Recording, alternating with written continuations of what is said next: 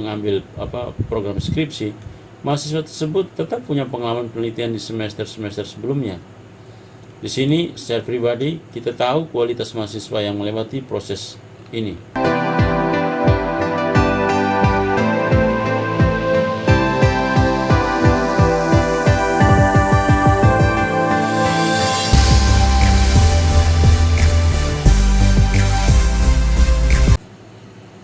Video ini bertujuan untuk menjawab pertanyaan, bagaimanakah membuat skripsi yang berkualitas, baik dari segi isi tulisan maupun dari segi proses pembuatan skripsi itu.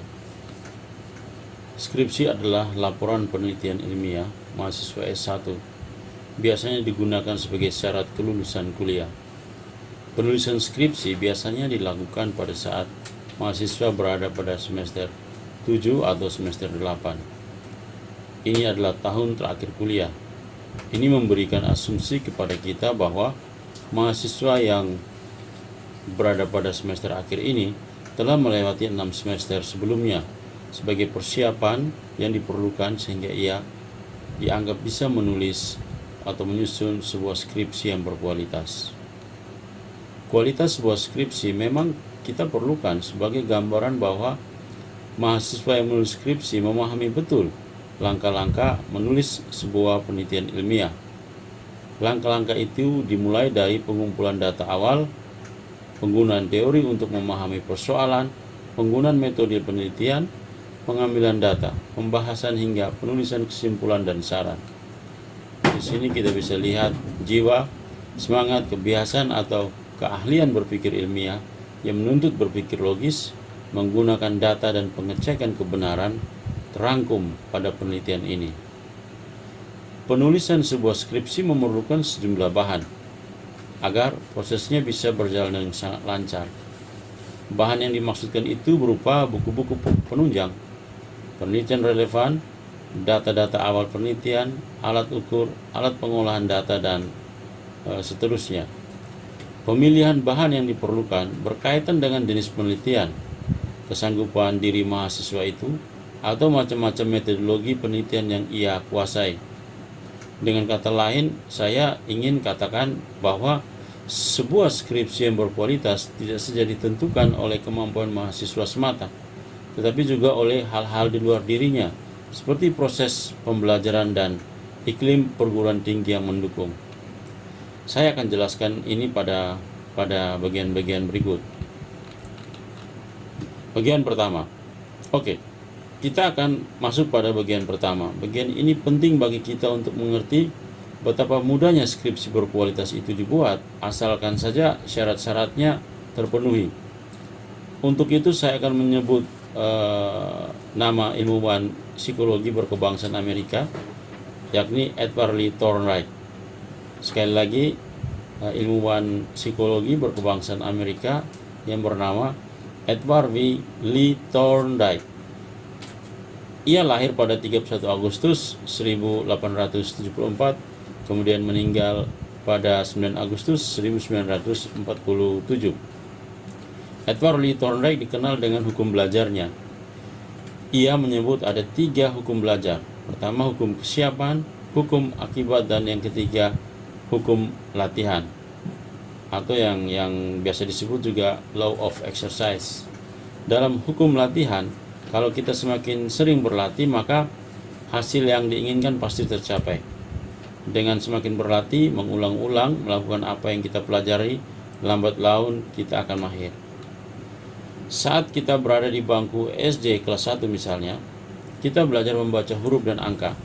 Cara belajarnya adalah dengan membaca berulang-ulang sampai kita bisa membaca sendiri huruf A, B, C, D, sampai Z. Begitu juga kita akan mengulang-ulang membaca angka 1, 2, 3, 4, 5, 6, 7, 8, 9, 10.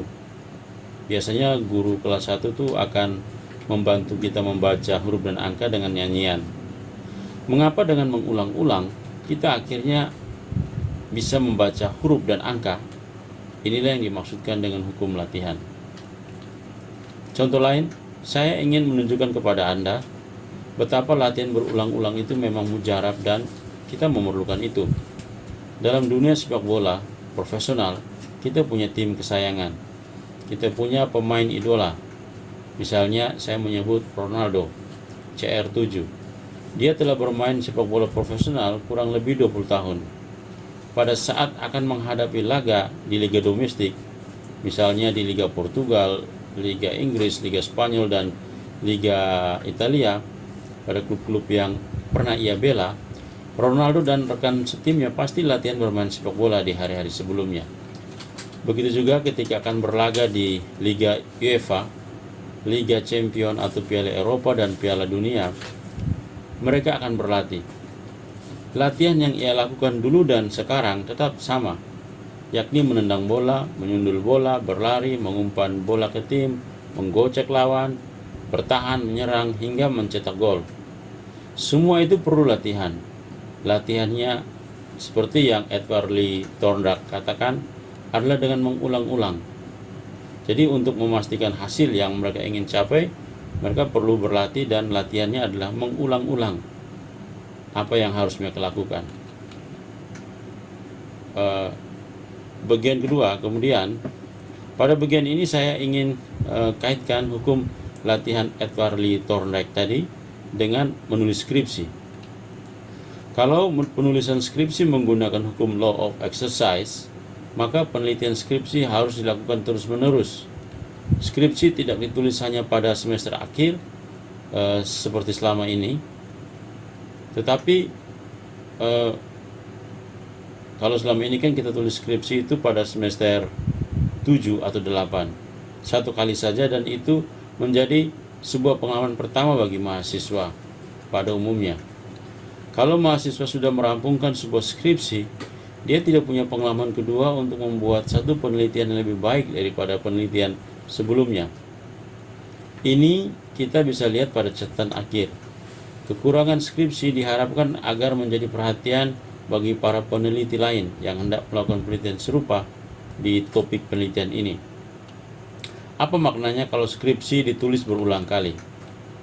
Untuk sampai pada penulisan skripsi di akhir semester, maka mahasiswa perlu dilatih menulis skripsi sejak semester 1, 2, 3, 4, 5, dan 6. Kalau skripsi di semester akhir, maksud saya di tahun terakhir kuliah,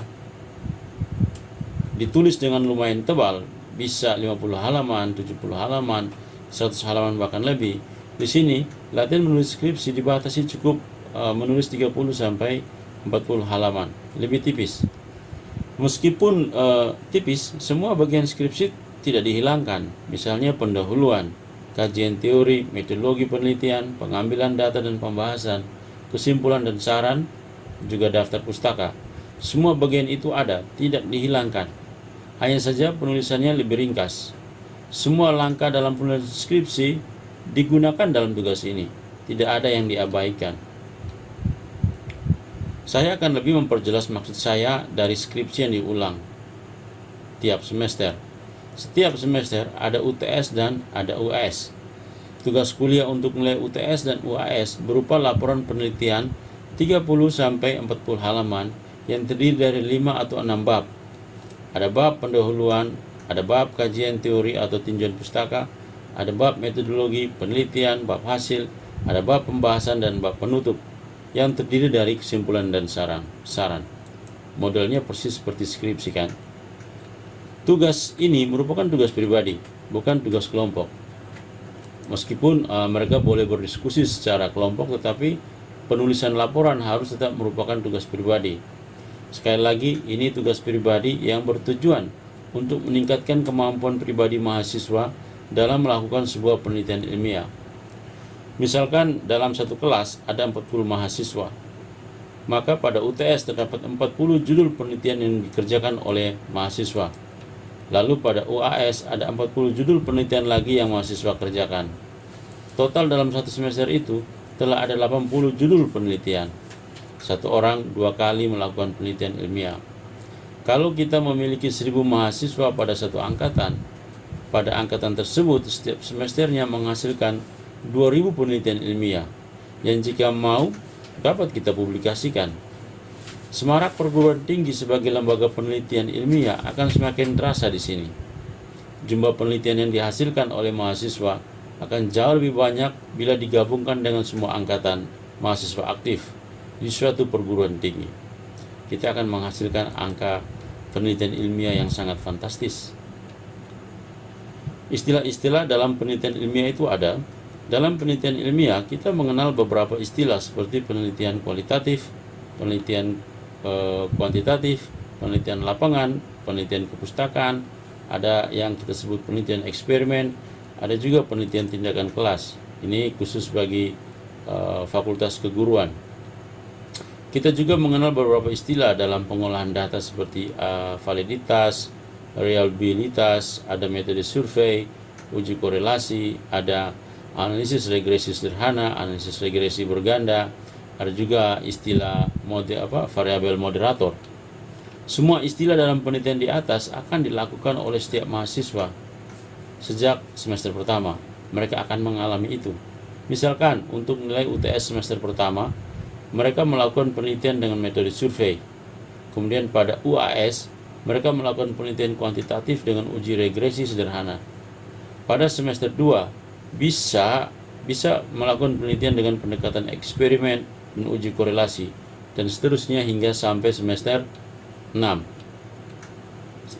Setelah melewati berbagai macam-macam penelitian yang baru saya sebutkan tadi, saya kira mahasiswa punya perspektif atau pandangan yang sangat berbeda ketika ia harus mengerjakan skripsi di semester 7 atau skripsi di semester 8. Dia sudah punya pengalaman dan pengetahuan yang sangat kaya. Pun kalau misalnya karena perubahan kurikulum pendidikan tinggi, misalkan skripsi itu dihapuskan, atau mahasiswa-mahasiswa tertentu karena program tertentu mereka tidak mengambil program skripsi, mahasiswa tersebut tetap punya pengalaman penelitian di semester-semester sebelumnya. Di sini secara pribadi kita tahu kualitas mahasiswa yang melewati proses ini. Pada bagian ketiga ini, jadi mahasiswa yang akan menulis skripsi sebagai penelitian terakhir adalah mahasiswa yang punya cukup jam terbang penelitian ilmiah. Ia sudah lebih matang, lebih dewasa, niscaya kita berharap dia lebih kreatif dalam menyusun skripsi di tingkat akhirnya nanti. Bisa saja karena pengalaman di semester sebelumnya, penulisan skripsi dibuat dengan menggunakan berbagai pendekatan. Ia menggabungkan penelitian kualitatif dengan penelitian kualitatif dengan kuantitatif, sehingga pada bagian pembahasan bisa dibuat analisa yang lebih tajam dan mendalam. Kita akan melihat kualitas